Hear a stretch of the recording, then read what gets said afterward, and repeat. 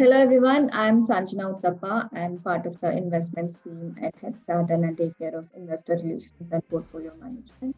Today we are here as part of Startup September, which is a month-long celebration of the entire startup ecosystem, where we host various initiatives and programs spanning across various functions in the ecosystem, trying to add value to each and every stakeholder out there.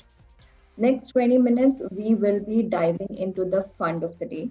So, the idea behind hosting the fund of the day is to bring in different funds each day and understand their core principles, philosophy, thesis behind each of these funds.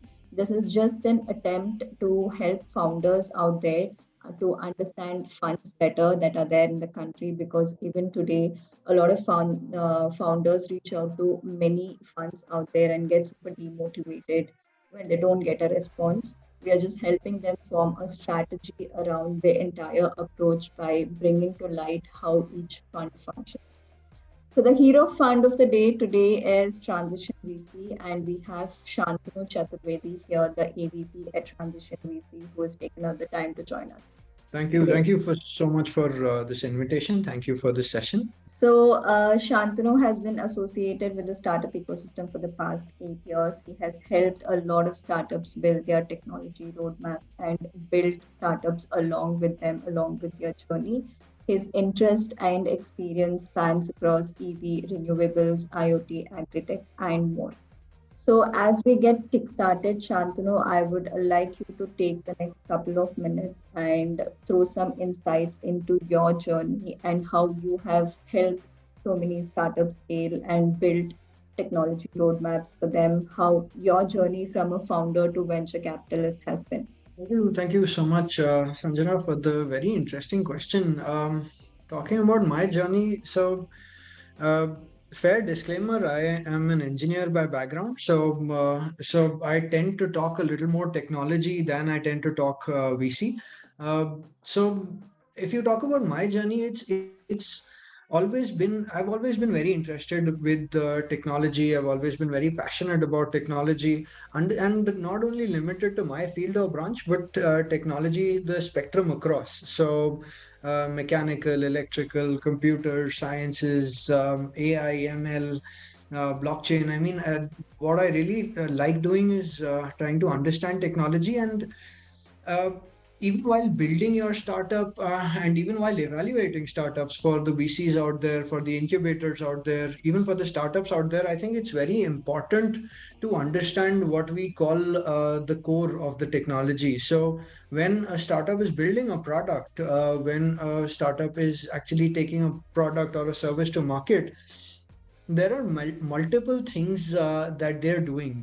So if you talk about it, if you talk even about, say, a complete electric vehicle, a lot of times the electric vehicle, the motors, the controllers, the battery packs would be sourced, maybe parts of the chassis would be sourced, maybe parts of the body would be sourced from outside. But it's very necessary to understand what the core of the technology is, and what the core of the technology is that the startup is trying to build, which will eventually lead to their long-term defensibility. So my journey up till now has been trying to understand technology in very basic fundamental building blocks. I don't like to use very fancy jargons. I don't like to use buzzwords, keywords. I prefer talking in very simple, plain terms, trying to understand what technology is it that is being built, what is the defensibility, what is the IP, what is the competitive advantage. And that sort of simplicity and understanding helps a startup in positioning themselves, taking them forward, building their IP, building their defensibility. It also helps the VC, it also helps the incubator in understanding what is it that they're actually doing, what is it that they're actually building, and how worthwhile is it. I mean, how much value can be assigned to that. So yeah, I have spent a significant part of my career at a startup incubator myself, and there I got the opportunity to work with startups in the hardware domain across sectors. So in renewables, in water tech, in agri tech, in aviation, drones, in industrial IoT, in sensing. So in multiple spectrums, and I've had the opportunity to actually look at maybe even close to 500 startups, and actually deep dive in their technology over the last year. So I look at it primarily from a technology spectrum, and that's what I keep doing. I mean, that's what I keep attempting to do. Build my fundamental understanding of technology, because honestly I see a lot of incubators and VCs say that technology is hard to understand, and it's very difficult to understand some of the tech that is being worked on. I disagree. Technology implementation can be complex, but to understand the technology is actually very easy. It's actually very simple and requires a very basic fundamental understanding. And once you have that, it becomes very easy to decode what a startup is doing, or rather what a startup should be doing, what a startup should be focusing on, instead of actually uh, focusing on multiple things in the initial stages at least. So yeah, I mean, broadly, that's been my journey in various verticals, various fields, multiple startups, and primarily technology centric. Thank you, Shantanu. That was pretty insightful to listen. And I understand as a founder, usually we say you should be able to break down your solution, and even a layman should be able to understand it. Right? So it's very important how you articulate your story as well. So, on that note, I know a transition VC focuses on transition oriented investments. And I also know that you all have a reputation that India's first new energy focused VC fund. So, what does this mean, and what are your focuses, and what do you actually look for in a startup? Like, throw some light on the basic thesis of transition VC. How did you all get here? So, it's actually very, very interesting. And if you look at the society, the world around us today, it is experiencing multiple transitions in multiple segments, in multiple sectors, which makes it such an exciting time for technologists, which makes it such an exciting time for startups and VCs and incubators, all stakeholders. It's a very exciting time. Now, why is that? Because we have this huge challenge of net zero, of decarbonization, of going green as a globe, as a planet. And to do that, we need fundamental shifts in technology, fundamental changes in technology, fundamental changes in how this world functions. And there are multiple transitions happening as we speak. So the largest transition that we're looking at is the transition from non-renewable energy sources to renewable energy sources. That is a huge shift. That is a huge transition. The second transition that we're looking at is the transition in mobility, moving from petrol engine, diesel engine powered vehicles to electric, maybe to hydrogen, maybe to solid fuel cells, and various types of chemistries out there. If you look at the semiconductor space, there's another fundamental transition happening, which not many people are aware of, which is the transition from silicon to wide band gap devices. If you look at computing, there is a transition happening from classical computing to quantum computing for various applications, for particular use cases. And this is such an exciting time because each and every field is changing fundamentally the way it works, changing fundamentally the way it functions, changing fundamentally the way it is even being perceived as.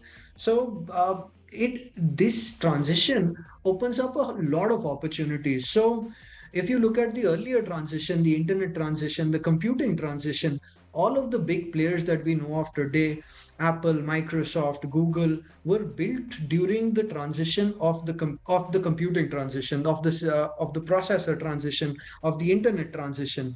When that transition happened, is when there was room, there was scope, there was opportunity for very, very large trillion-dollar companies, trillion-dollar economies to be built. And a similar sort of transition is happening today as we speak, and that is why we see a whole lot of opportunity for new innovative companies to come in. And that is the premise of transition VC.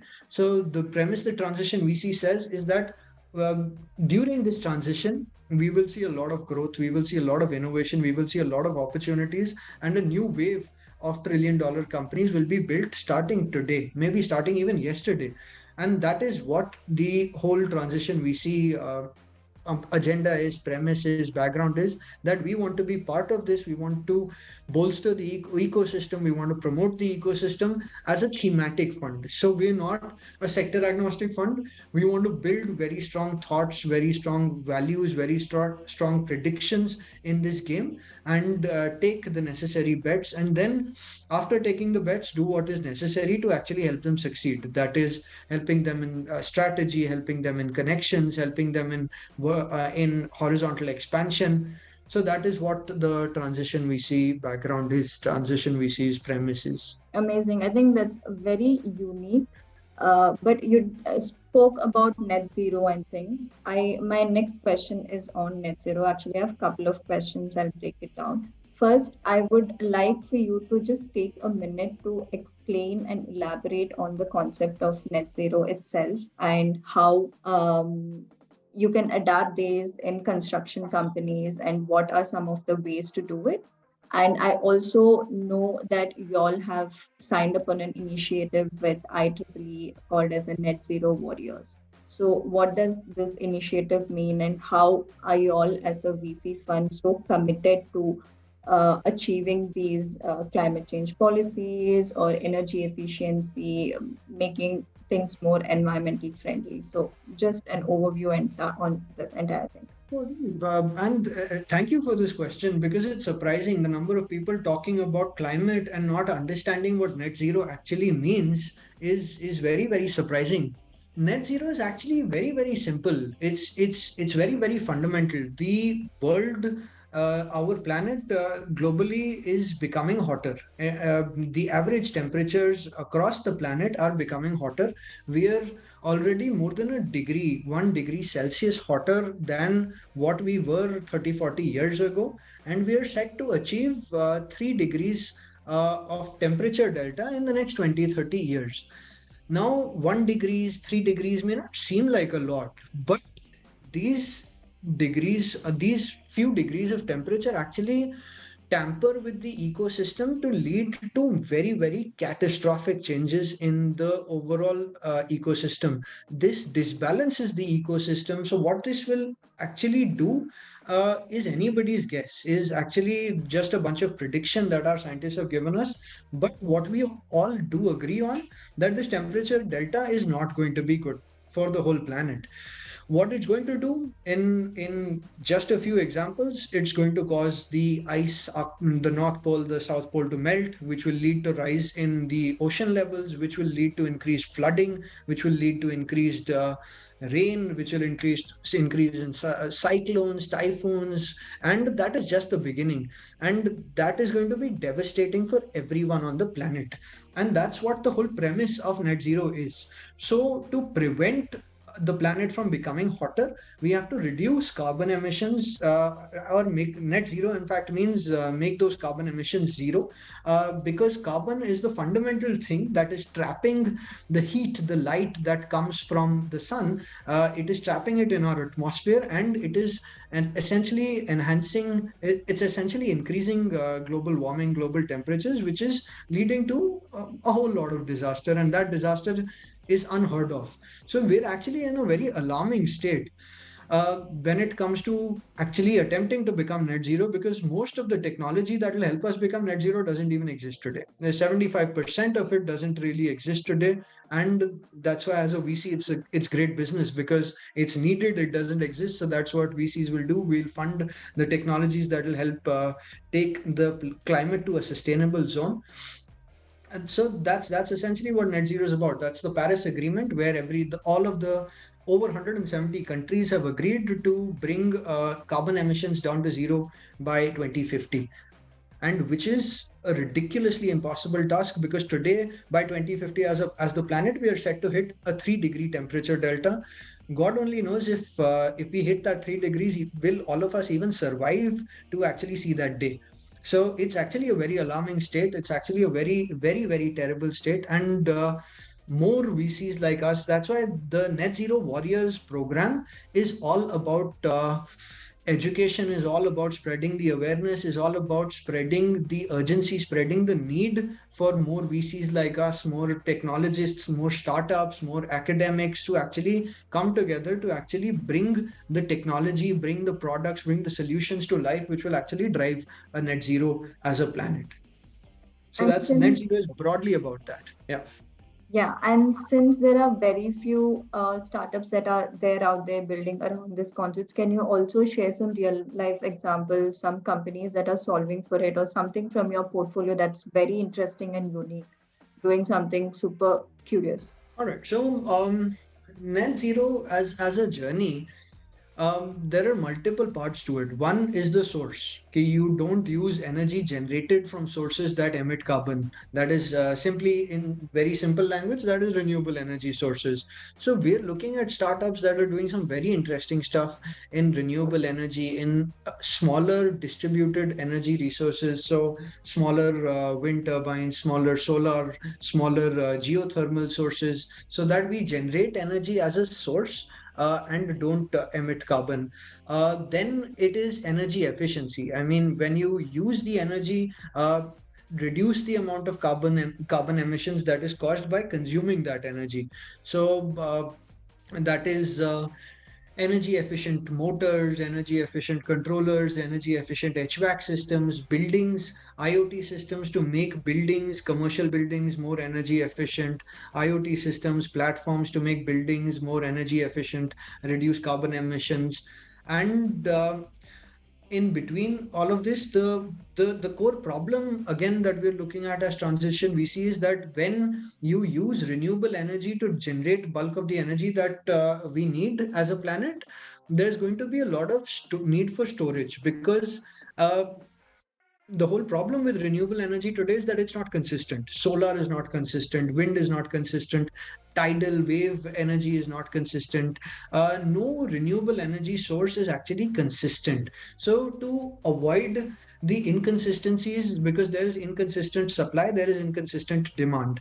So to actually arbitrate that and to actually find a buffer to that, energy storage is very important. And our first investment is in an energy storage company, and they're doing some interesting work. They're called EMO Energy, and they're doing some very interesting work at building liquid immersion cooling battery packs, which have the best capacity, which have the best life, and they're most optimized for multiple applications in mobility, in static storages. And so storage is also one very important sector that we're looking at. And typically, what is the gestation period for these startups? And how long does it actually take for them to get commercial? So I understand your journey might not just end in one round of funding, but especially with startups like this, which can be capital intensive as well. So do you also support follow-on round of funding, and also until what stage are you all with them, and what kind of support do you all also provide beyond capital? So, through this fund, we don't provide follow-on funding, but we are coming up with an opportunities fund. So the winners out of this fund, we will do a follow-on, and that opportunities fund we will launch in about an year or so. So that is in the works right now.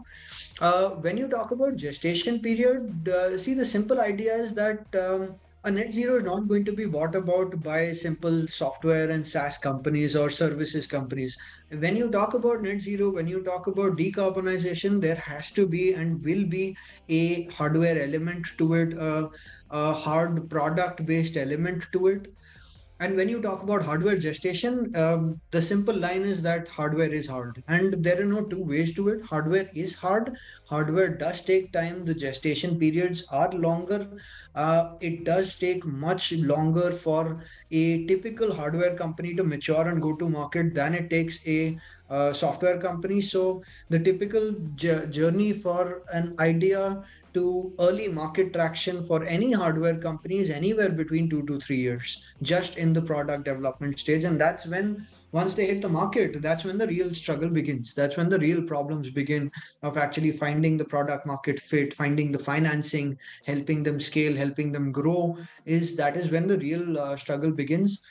So the thing about transition VC is that The fundamental thing is that we understand. We're not the typical VC that is going to put pressure on driving revenues. We understand what the time that hardware gestation takes, the time that hardware manufacturing takes, hardware development takes, and we are there to provide a patient capital as well as a lot of brainstorming and networking support. So we aim to sort of provide anything the startup would need, be it technology guidance, mentoring, obviously not from us, but from our mentor network, from our SME network. Then we are willing to provide them access to more types of capital, be it debt, be it other types of capital, enable mobilization of those types of capital. We're willing to help them brainstorm, open new types of networks and markets, which we call as horizontal expansion. So a lot of times,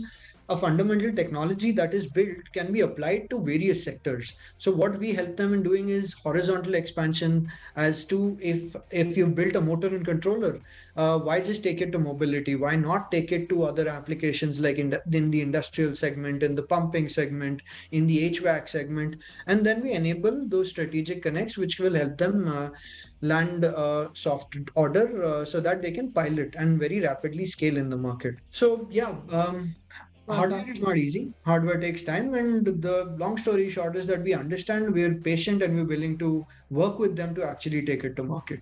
Amazing. Shantanu, as much as I would love to continue this conversation, we are almost to the end of it. But I would also like you to throw some light on the auxiliary tech startups as a focus that you all have. Technologies and startups that are already building for technologies that are out there. It might not be one of their core principles and core technology enhancements, but support to make the entire tech a little more efficient. Any startups or any example that is under that you can share? Right. So very interesting. But what we mean with auxiliary is that when you build a new technology, when you build a fundamental technology, there are a lot of things, the ecosystem effect that is required to take it to market.